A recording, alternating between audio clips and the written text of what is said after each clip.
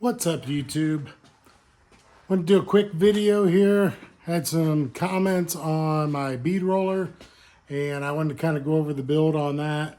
I know it's been a while since I posted. I've been really busy. Got some other cool projects in the works. Back there you can see that is the finished Metro. I'm going to do some videos on that also. Keep everybody updated on that. But for right now, what we're going to work on, I've got a bead roller here that I built. I made it a foot pedal and hands-free, basically. That way when you're doing different types of rolling and you need two hands on it. So let's get into it here. So as you can see, this here is just a cheap kind of Chinese, bead roller. But I don't remember if I got it off Eastwood or offline. They're all pretty much the same.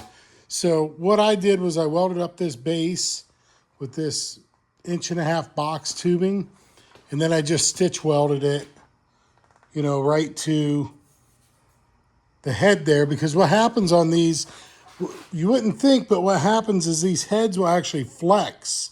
So you get pressure on here, and then they actually start flexing. So I just made a little stand with what I had here.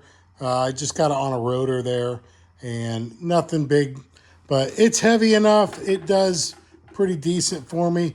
And then back here, I made a table out of some scrap aluminum that I had. So it's got the channel that fits right over top of there, and it's got a little set screw, which, let me see what I got. I should have took this down. So on the back side, I've got that piece of 1-inch square box tubing, and I just made a cutout for the rollers. And you can see on the side there, I got a couple just 1/4-inch bolts, and obviously I just pop riveted that on, and I countersunk them. That way when you're rolling, your stuff doesn't get caught on the heads of the pop rivets or anything. You could use, countersink screws or use whatever on that. But so right here, I'm just going to go over what I did here. So I bought this at Harbor Freight, Badlands, and I made a coupler to connect these two together. And I can't remember, this here was the actual handle, the crank handle. It was the actual crank handle for this manual bead roller, okay? So I just took that part off. You can see there where it's at, where the handle part was at. And then I just made a coupler in between here. And I can't remember what I used exactly. I just had some stuff laying around. And then I made them fit. Basically, I stitched up a couple pieces there, welded them on. And then what I did is I put a potentiometer on here. Now, all this I bought off Amazon, okay? Except for the winch. So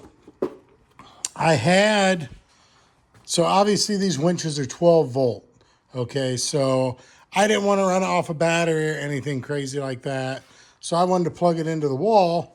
So what I had a 12 volt AC to DC converter here, and then I ran it to, I got my relay set up on here. My relay is what handles all the power for all the heavy lifting, basically. So I ran that into, and I can't remember this box here that I bought, but I bought that off Amazon also.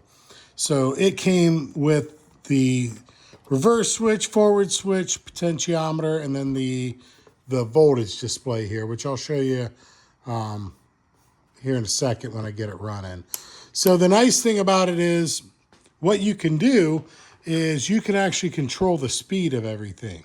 So this foot pedal, that way it's hands-free. This foot pedal, I also bought that off Amazon. So when you push it on, it calls for demand, and then it gives you your power output, okay? So right now I have it shut off. Turn it on. Then you can see, you can make this thing go real slow or you can speed it up.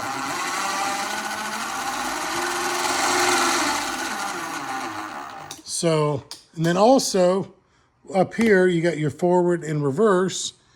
And now you can see it goes the other way. And again, you can just slow it down. And I bead rolled everything on my Metro here. So I used 18 gauge on everything, which is pretty much what everyone uses on panels and that. But you can see here what it produced. So I bead rolled all that, you know, with that. And that was the first time I bead rolled anything. So it turned out really good. I have a lot of people ask me, you know, who did all the metal work and that. And it's like, well, you know, it was all done right here in this little garage. So I don't have, you can do a quick, you know, search on Amazon or Google for those parts, you know, on that bead roller. But it's pretty basic on how it works and how it operates. So I figured I'd just kind of go over that with everybody. And I mean, hopefully that helps somebody out. I forget who it was commenting on it and was asking me about it. So I said I'd make a quick video of how this contraption was that I came up with. So, all right, guys, once again, hey, thanks for watching. I got some really cool videos coming up. I'm going to get back on the bandwagon here, get some stuff rolling. I neglected everybody for too long. My apologies. That was all on me. Life got busy. Things started happening. But show you a quick peek. We got this here going to be rolling in the spring. I'm going to do a full build on this with a lot of metal work. We have over here, we got our 5.3. Our 5.3 that we're putting together. It's going to be a turbo build. So we're going to do a 5.3, you know, probably going to be right around the neighborhood of 700 horse is what I'm hoping for. So we should easily be able to get to that. I got the heads, everything down there, the crank heads, and that was all done. Got those all cleaned up. Got the valves lapped in. I got my camshaft, everything over there, pistons. Let's see what we got here. We got our pistons, our bearings, our rings. We got everything here. I did get the cam bearings put in.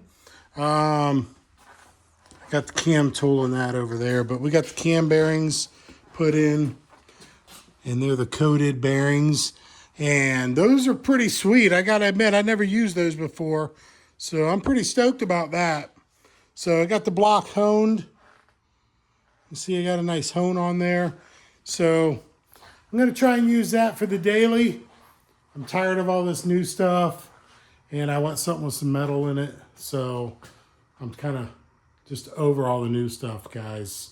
And the way things are going with the, well, we're not going to get into it, but with the way the manufacturers are building this stuff, yeah, I'm just ready to build my own thing again. So, again, thanks for watching. I hope this video helps out somebody.